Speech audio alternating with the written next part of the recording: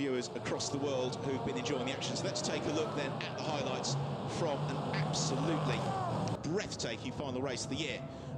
Well, on the rolling start, it was Matt Griffin, who on a damp track swept into the lead. Marco Holzer, who was by default the pole sitter, a little bit more tentative.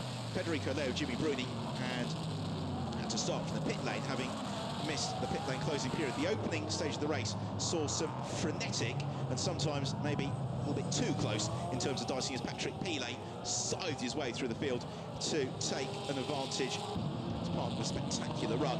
Marco Holzer played things a little bit more steadily, and when Rafael Gianmaria and Juan Manuel Lopez almost tangled, he dove through and up into second. All the while, Federico Leo, having started from the pit lane, was steadily carving his way up through the pack into the pit stop period.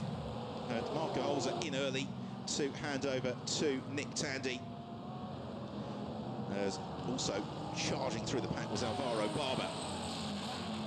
Patrick Pilet, though, stayed out very deep into the pit window, but eventually he got embroiled in traffic and therefore came in to hand over to Ramon the Rack. Alvaro Barber, his job done. It was Matteo Malacelli who took over.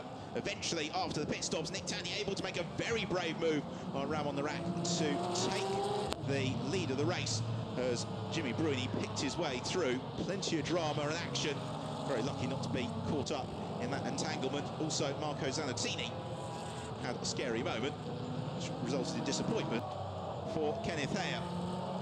Penultimate lap, Jimmy Bruni went for this lunge on Miguel Ramos. It didn't pay off, and it looked as if Bruni wasn't going to be able to do enough.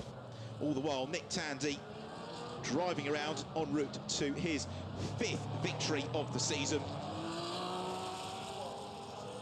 as he came through to take the checkered flag. At that stage, as things stood, that would be enough for him and Marco Holzer and Manto Racing to take the title. But then Jimmy Bruni rallied through the final lap. He was able to overtake Stefano Bizzarri, overtook Philip Petter, and that gave him and Federico Leo the 2012 International GT Open crown.